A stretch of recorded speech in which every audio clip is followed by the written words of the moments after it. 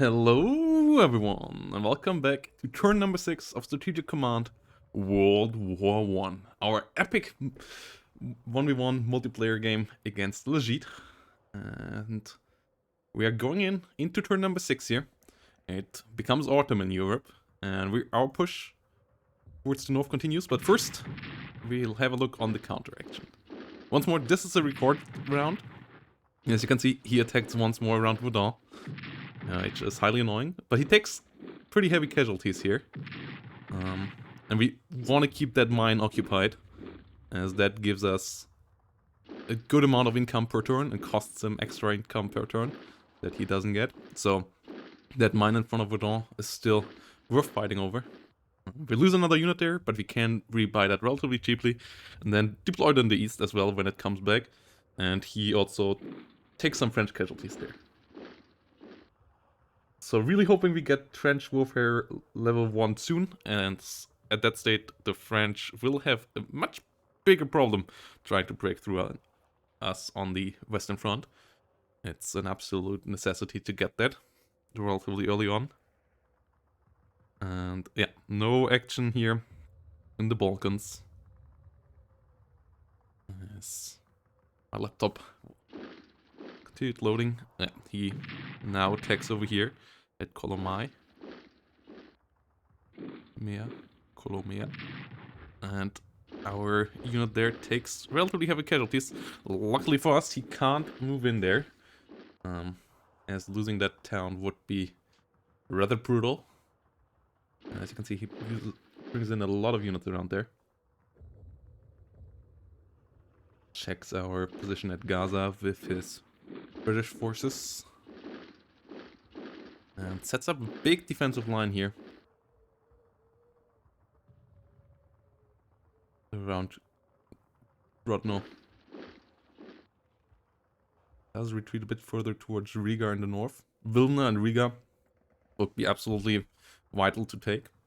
And as soon as the Russians start taking national morale casualties, their army really becomes even more ineffective than it is at the moment. Like at the moment, our German army is stronger than, fighting stronger than the Russian army, but our Austro-Hungarian army is at the same level as his. So yeah, now the replay finishes, and we can come one forward. We lost one corps on the Western Front, and the British naval blockade starts to set in. We get one U-boat. We get one more corps, or two more corps actually. Can position, and we get von Mackensen, who will be really, really helpful.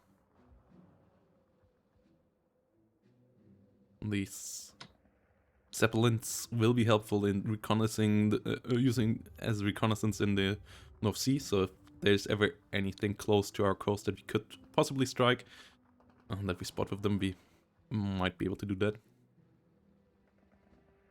Yeah, one unit over here, put into Constantinople, so that he can't just naval invade us as the Russians and throw us completely over guard. And von Sanders will try to move further to the south.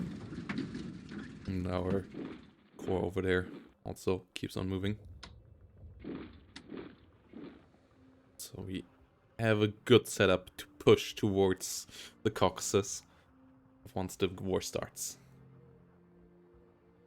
Which is soon, as you can see, 78% for the Ottoman Empire. We will have heavy fights with them, with the British, and with the British not being so busy on the Western Front, he has the potential of really overwhelming us down there, which is really scary. Yeah, considering going it down into the Adriatic again, but yeah, first repairing my submarine. As I said, I want to keep that operational. Allows us to scout, allows us to maybe hamper his supplies that he sends to Serbia from France, and also scout for our other ships so that they maybe can make a run for out of their ports, do a strike and run back. Now I decide to send some support to the Austrians. I waited till now with it because the first couple of turns I really needed the money with the Germans, but the Austrian industry is really lackluster, so they need the support.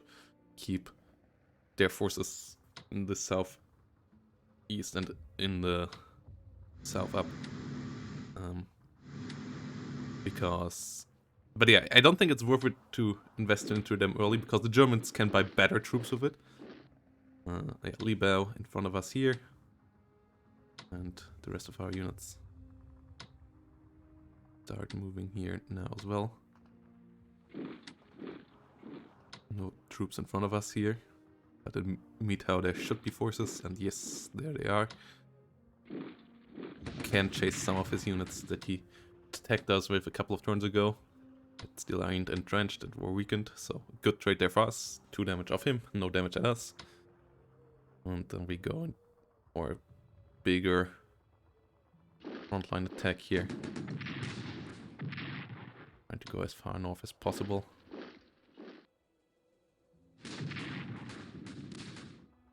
Damage without receiving any, which is great as well. Same there.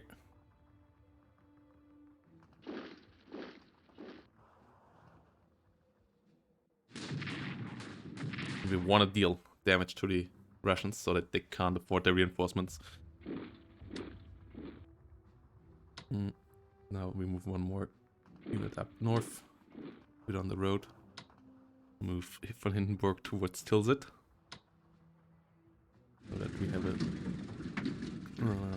one of our HQs close to the front line.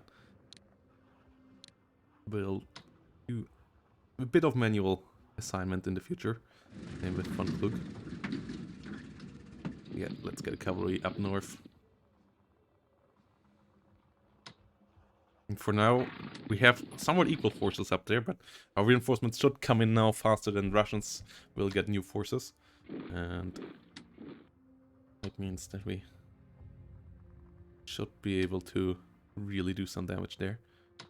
We can counterattack here in the south. Every trade where we are positive at the moment against the Russians we will take, so that we can start to thin them out.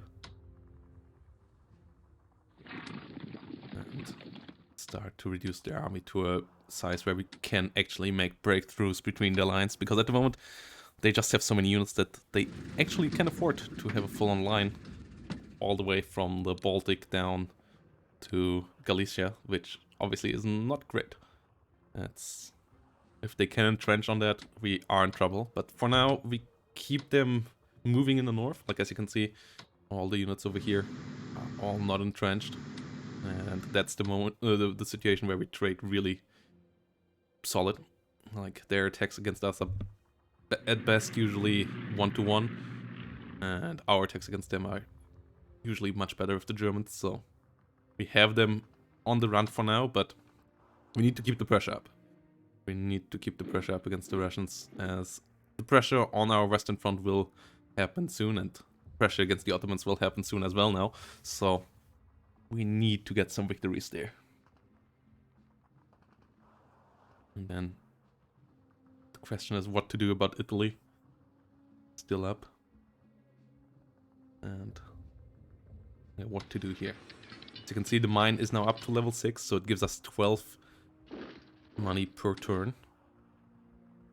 And that's a lot. Or 18 money actually, yeah, it's 3 per, it's a mine, it's good. And that's 18 we get, 18 he doesn't get. So it's really important to keep that occupied. That's like worth 1 or 2 casualties each day extra. Well, more like actually 3 or 4 casualties per day extra. If you see it as 36 damage. So we can trade even slightly worse from Verdun and still be fine with it, as long as we keep that mine. And yeah, our involvement in Sweden increases. We buy our cores back as we really need them. Research also rather important. French warfare slowly going up, production and industry going up slowly as well for Austria-Hungary. Infantry and command are all really important, and yeah, we go with more infantry warfare for the Austrians. And then with the Germans, also, I think I went with that. I'm not quite sure what I actually went for. Might have been command and control, or might have been infantry warfare. Double speed, yeah. So that our infantry just outguns the Russians in a 1v1 situation. And then we go into Sweden a bit more. That Sweden really comes to us in 1915, hopefully. That would be great. Wrenching on that mine so that he can't easily take that away from us. That's a big part of our economy with the Austrians. And here we decide not to retreat to Trabzon. I'd rather stay at Riesa. But entrench there so that when the Russians come in, they can't just overrun us there at the northern coast. If they can get to Trabzon, that would be a big blow to our morale. We can't afford that. We absolutely can't afford that. And then submarines try to move north.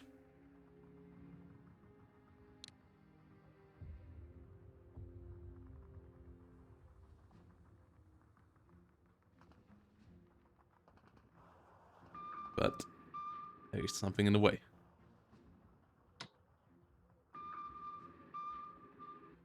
So try to attack it, nothing happens, and then there's another ship. So he really has the blockade fully set up, which means that our national morale will go start tanking in a decent speed, but on the other side, it also means that the Americans for now will not come to his favor too quickly, which is good as well. They are not fond of that blockade. Yeah, that's it. We have our researchers. Airship development is nothing that's really worthwhile. We won't build that many airships, but it's also not worthwhile canceling it. For 20 points, that's not really much. So I will go through with it, and then maybe up-level our one airship that we got.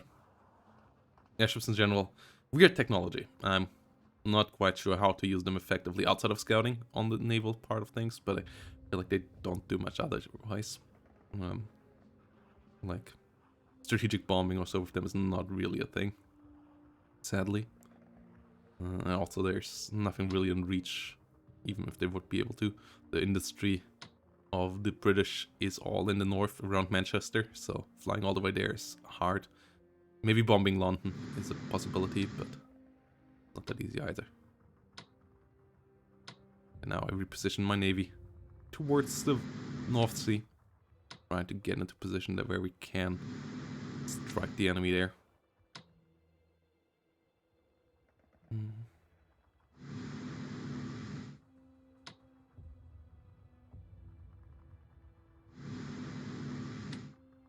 That's more and more ships here.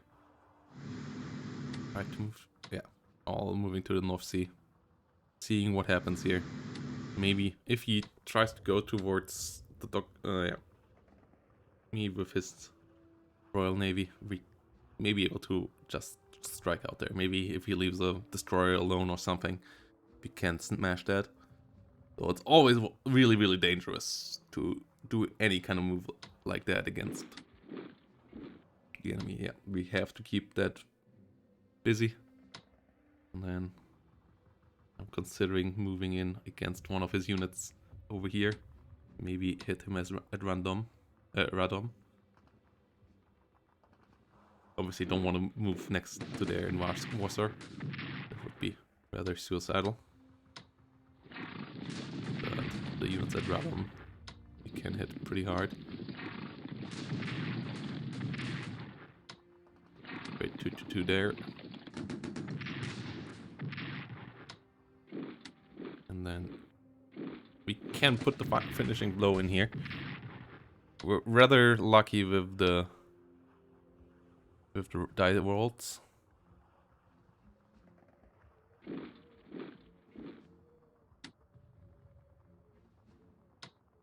the fortress there is relatively impenetrable, so we decide to entrench instead. Entrench our light forces, all the detachments as well, that are there to fill the gap between Thorn and Königsberg, where we just really can't afford to have a big force when while striking north at the same time. With 3 more corps in the north now that can come in their next turn, helping our push versus Riga. That will be nice, but it's interesting how we are outnumbered by the Russians so hard, even though we put our focus there. Like, we took all we could basically from the Western Front. Like 1 or 2 more force maybe once the Western Front has settled down a bit. But for now, this is kind of all we can afford there.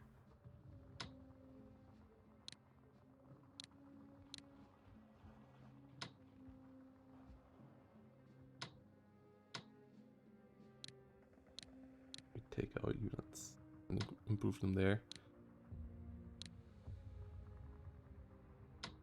Only our generals are not the best with the Austro-Hungarians. It's a bit of a shame. And yeah, command and control is important. It's something that we need to consider with them, as they are pretty terrible. But a lot of research there to make with the Austrians, with the Ottomans as well. Ottomans need entrenchment, but they also need production, and yeah, they can afford both. And they really need that, because entrenchment will be super key with the British coming for us. So yeah, that is the turn. That is all we needed to do. We can't afford anything else. Germans don't have trench warfare up that far yet. Sadly, nothing. No major breakthrough there yet. And yeah, that's how we end turn. And Von Spee defeats the Royal Navy at the Battle of Coronel, which is great for us, though not super important. And then the last couple of seconds here are filled with command and control improving for the Ottoman Empire. Our industrial technology nearly going up. And then it is turn. And the Ottomans prepare for war. That's the other thing that happens. 99% now, so they will join next turn. So it will become hot down in the southeast now. It's going to be really, really tough to fight the British there. Especially the unleashed British that don't have to worry about the Western Front too much. So let's see what he can do to us there. And how we can hamper him there, maybe. Stop him from pushing too hard. Like, he will push, especially until we have Serbia, and maybe can send some reinforcements of the Austrians or the Germans there. We will be under heavy pressure there. But we just have to keep the Ottomans alive until we have Russia out of this. Once Russia is out of this, also the Caucasus army can move south, and that would be big, but that will take a long while. So until then, next turn coming up soon as well. And from the now on, it's pure gameplay again. I'm back at home, so see you next time. Bye bye, and have a great day.